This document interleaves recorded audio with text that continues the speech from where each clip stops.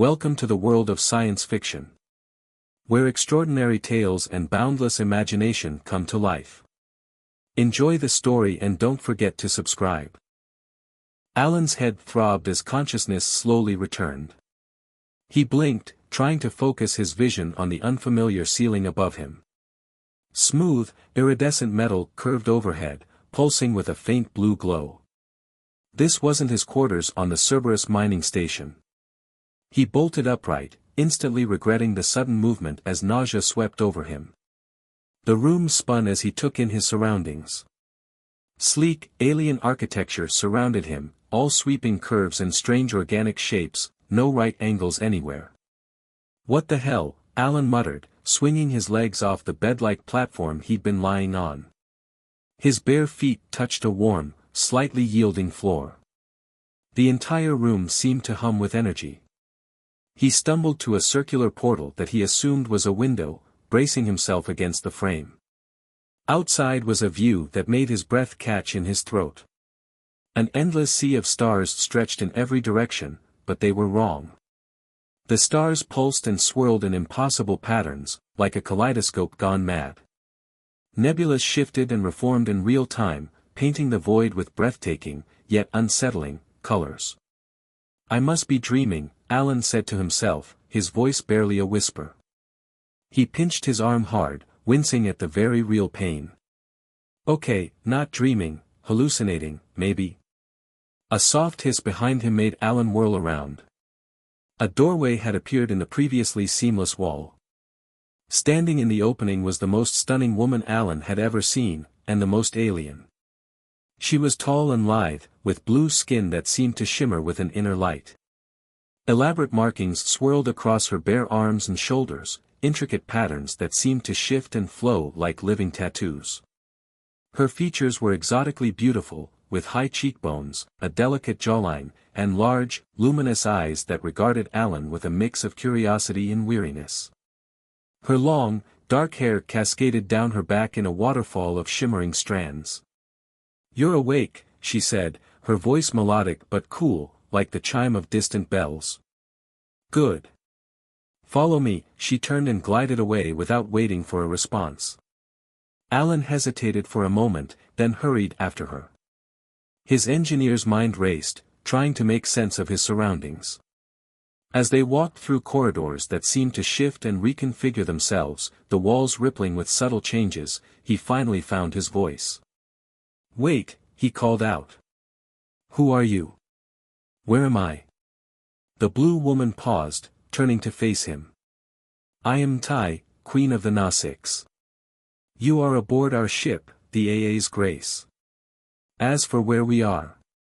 She gestured towards another window-like portal. "We are trapped in a temporal-spatial anomaly, cut off from normal spacetime."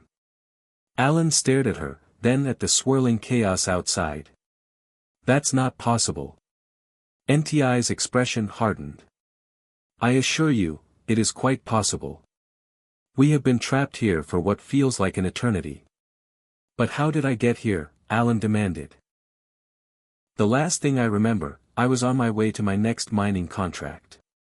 I was approaching the Karap system. We found you drifting in a small craft on the edges of the anomaly," Tai explained. "We brought you aboard, hoping you might be able to help us." Alan's eyes narrowed. "Help you? How?" "Our ship systems are failing," Tai said, a hint of vulnerability creeping into her voice. "We need an outside perspective, someone with different technical knowledge. When we scanned your craft, we saw you were an engineer. So you just decided to kidnap me?" Alan's voice rose in anger. NTI's eyes flashed. "We saved your life. Your ship was moments from being torn apart by the anomaly's gravitational forces." Alan opened his mouth to argue further, but movement behind Tai caught his attention. Two more blue-skinned women had appeared, watching the exchange with obvious interest. "My queen," one of them said, bowing slightly. "Is everything all right?" She was slender and graceful, with a quiet, observant demeanor. Her markings were more subtle than NTI's, and her eyes held a gentle kindness. "Yes, Zyla," Tai replied, not taking her eyes off Alan. Our guest is simply adjusting. The other newcomer stepped forward, her gaze roaming over Alan appreciatively. She was taller and more muscular than Zyla, with a mischievous glint in her eyes and a confident smirk playing on her lips. Her outfit left little to the imagination, accentuating her curves and revealing intricate patterns that seemed to pulse with a subtle energy. "I'd be happy to help him adjust," she purred, her voice husky and suggestive. Alan felt his face grow hot. The woman's suggestive tone was unmistakable. "That won't be necessary, Merera," Tai said sharply. Merera pouted, but stepped back. Alan couldn't help noticing the way NTI's posture had stiffened at the other woman's flirtation. "Look," Alan said, trying to regain control of the situation. "I appreciate you saving my life, but I'm not equipped to help with some advanced alien spaceship. I work on mining rigs, not whatever this is." He gestured at the living walls around them. NTI's expression softened slightly. "Perhaps. But you are our only hope. Will you at least try?" Alan ran a hand through his hair, sighing heavily. "Do I have a choice?" "There is always a choice," Tai said, her gaze unwavering. "But in this case, your options are limited. Help us, or remain trapped here with us until the ship systems fail completely." "Not much of a choice," Alan grumbled. Zyla spoke up, her tone gentler than NTI's. "We understand this is overwhelming, but please, we truly need your help. Our people are counting on us." Alan looked between the three alien women, his mind racing. Part of him wanted to refuse out of sheer stubbornness, but the engineer in him was already curious about the ship systems. And if he was honest with himself, the idea of spending time with these beautiful, mysterious aliens wasn't entirely unappealing. "All right," he said finally. "I'll take a look. But I'm not promising anything." NTI's nodded, the barest hint of a smile touching her lips. "Thank you. Zyla will show you to the engine core. I have other matters to attend to." As NTI turned to leave, Alan called out, "Wait. I didn't catch your name." She paused, looking back over her shoulder. "I told you. I am Tai." "No, I'm Alan. Alan Foster." Something flickered in NTI's eyes, surprise, perhaps, before her regal mask slipped back into place. "Very well, Alan Foster. Welcome aboard the AA's Grace. I hope, for all our sakes, that you are as clever as we need you to be." With that, she glided away, leaving Alan alone with Zyla and Merera. "Well," Merera said, sidling closer to Alan, "shall we give you the grand tour?" Zyla shot her a warning look. "The Queen said to take him to the engine core, Merera." Merera rolled her eyes. "You're no fun, Zyla." "Fine, let's go stare at malfunctioning equipment. Though I can think of much more entertaining ways to pass the time," she winked at Alan. The engine core sounds great," Alan said quickly, not wanting to get caught in whatever power dynamics were at play here. "Lead the way." As they walked, Alan peppered Zyla with questions about the ship systems. She answered as best she could, but it quickly became clear that the Gnostics' understanding of their own technology was limited. "The ship is alive, in a way," Zyla explained. "It responds to our needs and desires. But lately, it's become erratic. Systems activate randomly, corridors rearrange themselves, it's as if the ship is sick." Alan frowned. "That doesn't make any sense. A ship can't be alive." Merera laughed. "Oh, you humans and your limited perspectives. There's so much you don't understand about the universe." "Then enlighten me," Alan challenged, raising an eyebrow. Merera's eyes gleamed. "I'd be happy to enlighten you in all sorts of ways, Alan." Before he could respond, they arrived at a massive, circular door. Zyla placed her hand on a glowing panel, and the door spiraled open with a soft hiss. Alan's jaw dropped as he took in the engine core. A massive, pulsing crystal dominated the center of the room, radiating a soft, ethereal light. Twisting conduits and floating holographic displays surrounded it, humming with energy. Arcs of energy sparked between various nodes, creating a hypnotic light show. The air crackled with barely contained power. "This is incredible," Alan breathed, his engineer's mind already trying to make sense of what he was seeing. He approached one of the displays, marveling at the alien script that flowed across it. To his shock, the letters seemed to rearrange themselves before his eyes, forming words he could almost understand. "How am I able to read this?" he asked, pointing at the display. Zyla tilted her head. "Read what?" "Those are diagnostic glyphs. They don't translate to any spoken language." Alan blinked, looking again. The almost words were gone, replaced by the alien script once more. "Never mind. Must have been my imagination." He spent the next few hours examining every inch of the engine core, much to Marrera's obvious boredom. Zyla, however, seemed genuinely interested in his observations and theories. "This level of biointegration is astounding," Alan muttered, more to himself than his companions. "It's like the ship is one giant organism, with the crystal as its heart." "That's an apt description," Zyla said. "The AA's grace is an extension of our home world's consciousness, or at least, it was." Alan turned to her, intrigued. "What do you mean?" Zyla hesitated, glancing at Marrera. The other woman shrugged. "Might as well tell him. He'll find out eventually." Zyla sighed. "Our ship, our people were exiles. We were cast out from our home world for—" She trailed off, looking uncomfortable. "For daring to think differently," Marrera finished, a hint of bitterness in her voice for questioning the old ways. Alan absorbed this new information, his perception of the Gnostics shifting. "So you're refugees, in a manner of speaking." "Yes," Zyla said quietly. "We were searching for a new home when we became trapped in this anomaly. And now you're counting on me to save you," Alan finished. "Great. No pressure or anything." Marrera laughed, the sound both musical and slightly mocking. "Oh, I'm sure a big, strong human like you is up to the challenge."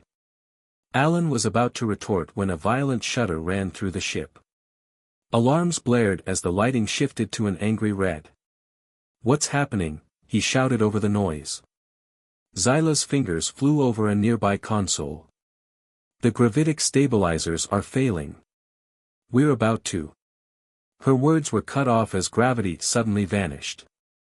Alan felt his stomach lurch as he floated off the ground. Around him, loose objects began to drift through the air. "Everyone grab onto something," he yelled, reaching for a nearby support strut. Marrera let out a delighted whoop as she gracefully propelled herself through the zero-G environment. Zyla, looking far less comfortable, clung to the console. The door to the engine core spiraled open, and Tai flew in, her long hair floating around her like a halo. "What's going on?" "What did you do?" she demanded, her eyes locking onto Alan. "I didn't do anything," he protested. "The stabilizers just failed." NTI's eyes widened. "The containment field, if it fails while we're in zero-G, the core could rupture." As if on cue, the massive crystal at the center of the room began to pulse erratically. Arcs of energy lashed out, narrowly missing them. "We have to stabilize it manually," Tai shouted. "Alan, I need your help," she kicked off from the wall, flying towards the crystal. Alan hesitated for a split second, then launched himself after her. They reached the central platform at the same time, colliding in midair. Alan found himself pressed against Tai, acutely aware of her alien, yet undeniably feminine, form. Her luminous eyes met his, and for a moment, the chaos around them seemed to fade away. Alan said eloquently. Tai blinked, then seemed to remember the crisis at hand. "The stabilizer controls," she said, her voice slightly breathless. "We need to reactivate them manually." Together, they maneuvered to the control panel. Alan's fingers flew over the alien interface, guided by some instinct he couldn't explain. Ntai called out instructions, her body brushing against his as they worked in a confined space. With a final push of a button, the crystals pulsing steadied. Gravity returned in a rush, sending them tumbling to the floor in a tangle of limbs. Alan found himself on top of Ntai, their faces inches apart. He could feel the warmth of her skin, see the rapid rise and fall of her chest. For a heartbeat, neither of them moved. Then, Ntai cleared her throat. "If you're quite finished, Alan Foster, I believe you can get off me now." Alan scrambled to his feet, his face burning. He offered Ntai a hand up, which she ignored, rising gracefully on her own. "Well," Merera drawled from across the room, "that was exciting. I vote we do it again." Zyla shot her a withering look before turning to Alan and Ntai. "Thank you both. That could have been disastrous." Ntai nodded, her regal composure firmly back in place. "Indeed. It seems bringing you aboard was the right decision, Alan Foster. Your quick thinking may have saved us all." Alan rubbed the back of his neck, uncomfortable with the praise. "I still don't understand how I knew what to do. It was like the ship was guiding me." A look passed between the three Na-6 women, too quick for Alan to interpret. "Perhaps," Ntai said carefully, "there is more to you than meets the eye. Come.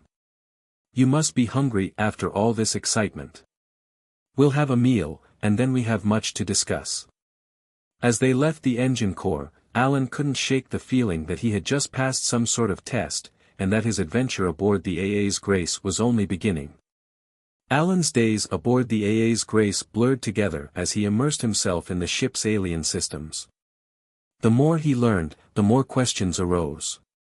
He couldn't shake the feeling that crucial pieces of the puzzle were being withheld from him. One morning, as he tinkered with a malfunctioning energy conduit, NTI's voice startled him from his concentration. "You're making remarkable progress," she said, her tone a mix of admiration and weariness. Alan straightened, wiping sweat from his brow. "Thanks. Though I'd make more if I had all the information." NTI's eyes narrowed. "What do you mean?" "Come on, Ntai. I'm not an idiot. There are entire sections of the ship I'm not allowed to access. Zyla and Merera clam up whenever I ask certain questions." "What are you hiding?" For a moment, NTI's regal mask slipped, revealing a flash of vulnerability. Then her walls snapped back into place. "We all have our secrets, Alan Foster. Focus on fixing the ship. That's why you're here." As she turned to leave, Alan called out, "Is it because I'm starting to wonder if that's the whole truth?" Ntai paused, but didn't turn back. "Be careful, Alan. Curiosity can be dangerous aboard the AA's Grace." After she left, Alan muttered to himself, was that a warning, or a threat? The tension in the air was palpable during the meal that followed. The dining hall, like the rest of the ship, was a symphony of curves and bioluminescent light. Nutrient-rich pastes of varying colors were served in shimmering bowls. Alan picked at his food, his appetite diminished by the nagging feeling that he was being manipulated. Ntai, Zyla, and Merera watched him with unsettling intensity. "So," Alan began, forcing a casual tone. "What exactly is this home-world consciousness Zyla mentioned?" Zyla glanced at Ntai, who nodded almost imperceptibly. "It is difficult to explain in terms you would understand, Alan. Imagine a network connecting every living thing on our planet. A shared consciousness, a collective understanding." "Like a hive mind?" Alan asked, wrinkling his nose. "Not exactly," Ntai said. "It's more empathetic. We feel each other's emotions, share each other's knowledge. The planet itself is a part of the network, guiding and nurturing us." "And the AA's Grace was a part of that network," Alan pressed. "It was a vessel for exploration and expansion," Zyla explained. "A way to spread our civilization to other worlds, while remaining connected to our home. Until you were exiled," Alan finished. What exactly did you do to get kicked out of paradise? Merera snorted. We asked questions. We challenged the authority of the elders. We dared to suggest that there might be other ways of doing things. The elders believed we were disrupting the harmony of the collective, Tai added, her voice flat. They feared our influence, so they banished us. Alan frowned. That seems harsh. For simply asking questions.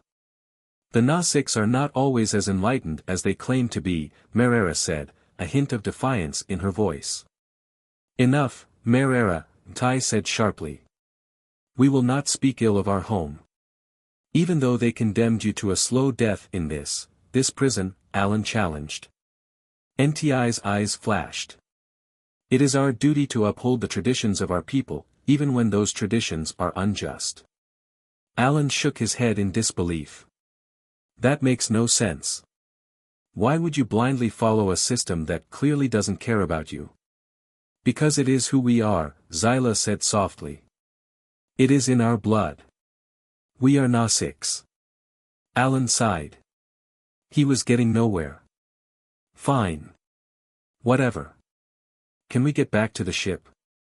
I need schematics, access codes, something to help me understand how this thing works. NTI's expression softened slightly. Of course. Zyla will assist you. Merera, you are dismissed. Merera's eyes narrowed, but she bowed her head respectfully. As you wish, my queen. She shot Alan a knowing look before turning and gliding away. As Alan and Zyla walked back towards the engine core, he couldn't shake the feeling that Merera knew something he didn't. Her constant flirtations and suggestive comments seemed to be a way of distracting him, or perhaps even testing him. She doesn't like me, does she? Alan asked. Zyla hesitated. Merera is complicated. She is fiercely loyal to the Queen, but she also has her own agenda. Agenda? Alan raised an eyebrow. What kind of agenda? That is not my place to say, Zyla said, her voice firm. But be warned, Alan. Merera is not always what she seems. They arrived back at the engine core, and Zyla began to show Alan the ship schematics, displayed on floating holographic panels. The information was overwhelming, a complex web of interconnected systems that defied human understanding. But as Alan studied the diagrams, he noticed something strange. Certain sections of the ship were completely blank, as if the schematics had been deliberately altered. What's this? He asked, pointing at one of the blank sections. Why are these areas not mapped? Zyla looked uncomfortable. Those are restricted areas.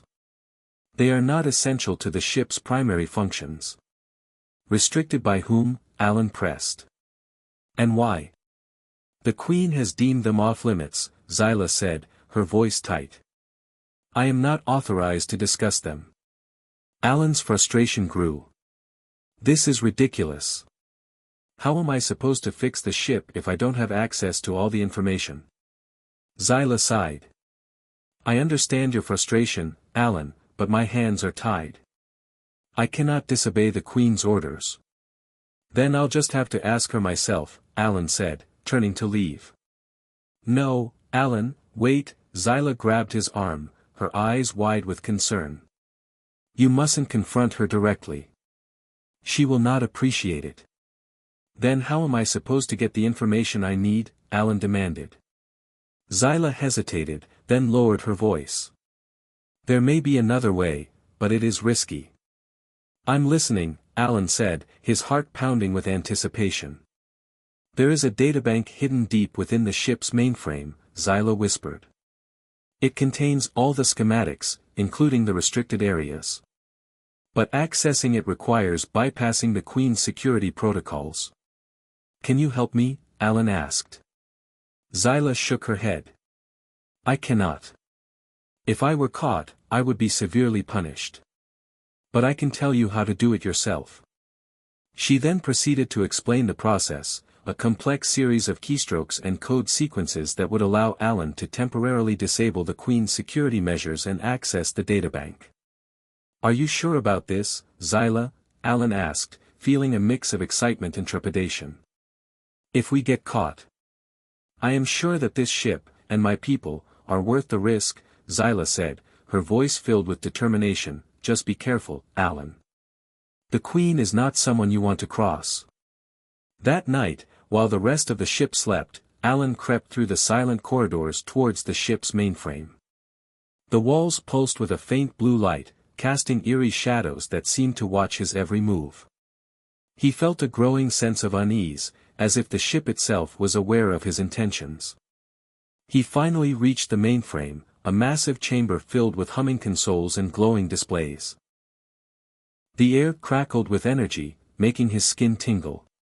He took a deep breath and began to input the code sequences Zyla had given him, his fingers flying across the alien interface. The ship seemed to hold its breath as he worked, the silence broken only by the hum of the machinery. Finally, after what felt like an eternity, the security protocols flickered and died. A new display appeared, revealing a map of the entire ship, including the restricted areas. Alan's eyes widened as he took in the information. The restricted areas were far larger and more numerous than he had imagined, encompassing entire sections of the ship. And within those sections, he saw things that made his blood run cold: weapons systems, research labs, and holding cells. What are they hiding? Alan muttered to himself, his mind racing. As he delved deeper into the databank, he stumbled upon a file labeled Project Chimera. He opened it, and a series of images flashed across the screen, showing grotesque experiments involving genetic manipulation and cybernetic implants. The subjects were Gnostics, their bodies twisted and distorted in horrific ways. Alan recoiled in horror, his stomach churning. What kind of monsters are these people? He whispered. Suddenly, an alarm blared through the ship, shattering the silence. The lights flickered, and the security protocols reactivated, trapping Alan within the mainframe. Shit, Alan cursed, realizing he'd been caught. A voice echoed through the chamber, cold and menacing. So, Alan Foster, you have betrayed our trust. NTI's figure materialized in the doorway, her eyes blazing with fury. Behind her stood Merera, a smug smile playing on her lips. I'm afraid I can't let you leave here, Ty said, her voice dripping with venom. Alan knew he was in deep trouble. Ty, please, let me explain, Alan pleaded. I just wanted to help the ship. You wanted to snoop, Ty spat back, her voice laced with fury. You wanted to uncover secrets that were never meant for your eyes. But I saw what you're doing, Alan retorted, his voice trembling with anger. The experiments, the holding cells, what kind of queen are you? NTI's expression hardened, her eyes flashing dangerously. I am a queen who will do whatever it takes to protect her people. Even if it means sacrificing a few for the greater good. Sacrificing them to what? Alan challenged. To your twisted experiments? To your sick ambition? NTI's hand shot out, striking Alan across the face with brutal force. He staggered backward, his cheek burning with pain. Silence, Ty roared. You know nothing of what we have suffered, of the sacrifices we have made. You are an outsider, a primitive. You have no right to judge us. Merera stepped forward, her eyes gleaming with sadistic pleasure. The Queen is right, human. You have overstepped your bounds. Now you will pay the price. She raised her hand, and a group of Gnostics guards entered the chamber, their faces grim. They surrounded Alan, their weapons drawn. Ty, please, don't do this, Alan begged, his voice filled with despair. I can help you. I can fix the ship. Just give me a chance. NTI's expression softened for a moment, as if she were considering his plea. But then her eyes hardened once more. It's too late, Alan. You have seen too much. You know too much. Take him away, she commanded. Confine him to the holding cells. He will be re-educated. Alan's heart sank as the guards seized him, dragging him towards the dark recesses of the ship. He knew that whatever awaited him in those holding cells, it would be far worse than death. As he was led away, he caught a glimpse of Zyla standing in the shadows, her eyes filled with tears. He realized that she had betrayed him, or at least, hadn't warned him strongly enough. "Zyla, why?" he cried out, his voice choked with emotion. Zyla's gaze met his, and he saw a flicker of guilt in her eyes. But she said nothing, her face a mask of sorrow. As Alan disappeared into the darkness, he knew that his time aboard the AA's Grace had taken a dark and terrifying turn. He was no longer a guest, but a prisoner, a pawn in a game he didn't understand. And he had a feeling that his nightmare was only just beginning. "I'll be back," he vowed silently. "I'll expose your secrets, Ntai. And I'll make you pay for what you've done." The cold was the first thing Alan noticed. Then the darkness, heavy and absolute. He was in a cell, no bigger than a closet, the walls smooth and cold to the touch. There were no windows, no visible doors. Only a faint, rhythmic humming that vibrated through his bones. He tried the walls, searching for a seam, a handle, anything. Nothing. "Hello?" he called out, his voice echoing in the confined space. "Is anyone there?" Silence. Panic began to set in. He was trapped, alone, at the mercy of Ntai and her experiments. The images from the databank flashed through his mind, twisted bodies, cybernetic implants, the vacant stares of the Nasics who had been subjected to Project Chimera. He shuddered. He couldn't let that happen to him. Hours bled into what felt like days. Alan lost track of time, his only companions the humming in his own increasingly frantic thoughts. He tried to ration his memories, clinging to the faces of his family, the feel of sunlight on his skin, the taste of real food. But even those began to fade, blurring at the edges like old photographs. Then, one day, the wall shimmered. A doorway appeared, revealing Zyla. Her face was pale and drawn, her eyes filled with a mixture of fear and pity. "Alan," she whispered, stepping into the cell. "I'm so sorry." "Sorry," Alan snarled, struggling to his feet. "You betrayed me. You knew what they were doing." "I didn't," Zyla protested, her voice trembling. "I swear, I didn't know about Project Chimera. I only knew about the restricted areas. I thought they were hiding something else." "What could be worse than that?" Alan demanded. Zyla hesitated. "Ntai, she's desperate. The anomaly is getting worse. The ship is dying. She believes that Project Chimera is the only way to save our people. By turning them into monsters," Alan scoffed. "She believes she can adapt us to the anomaly, make us immune to its effects," Zyla explained. "But it's failing. The subjects are becoming unstable." "And what about me?" Alan asked. "Am I going to be the next subject?" Zyla shook her head. "No, I won't let that happen. I'm going to help you escape." Alan stared at her, skeptical. "Why? After what you did?" "I made a mistake," Zyla said, her voice filled with remorse. "I trusted Ntai. I believed she was doing what was best for our people. But I was wrong. I have to fix this." She then explained her plan. The ship was approaching the center of the anomaly, a point where the temporal-spatial distortions were at their strongest. The increased energy would overload the security systems, creating a window of opportunity for Alan to escape. "But where can I go?" Alan asked. "The ship is trapped. There's nowhere to run."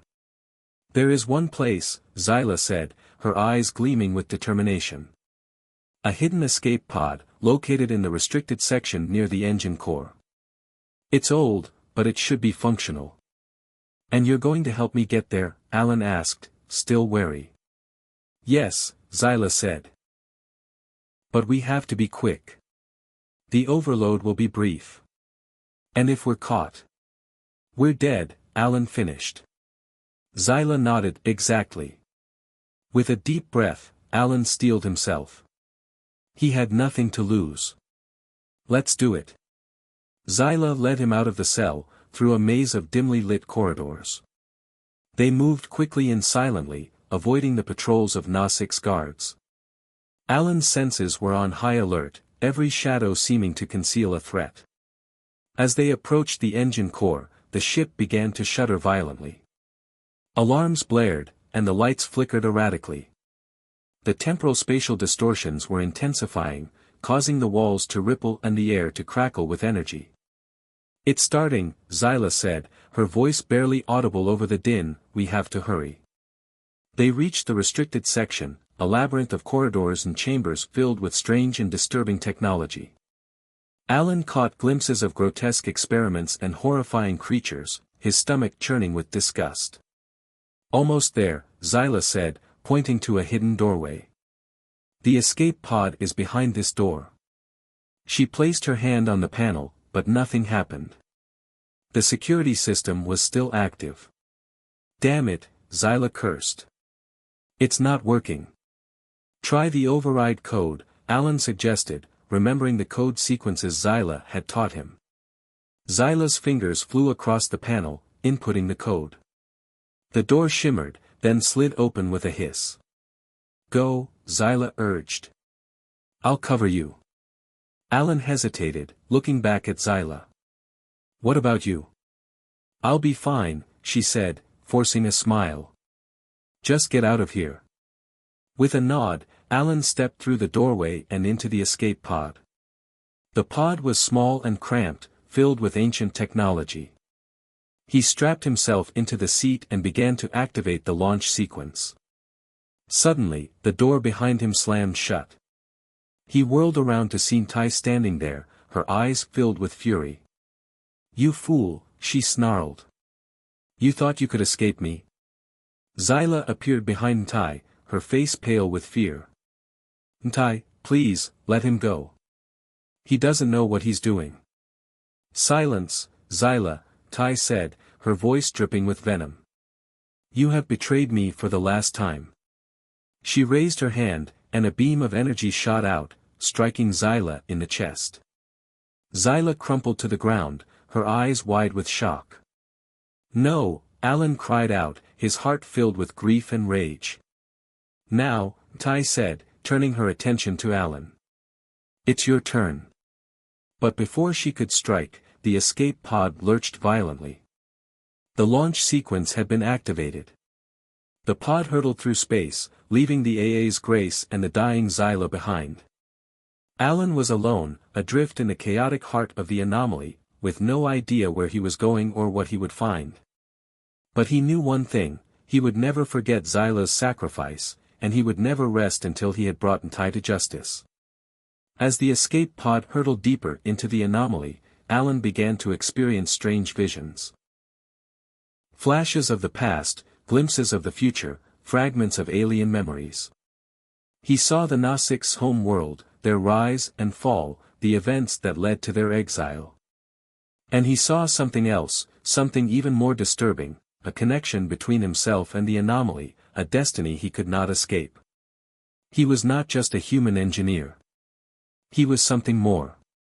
Something special. And the AA's Grace was not just a prison. It was a key. A key to unlocking a power that could either save the Nasiks, or destroy them all. The escape pod shook violently as it plunged deeper into the unknown. Alan knew his journey was far from over. It was only just beginning.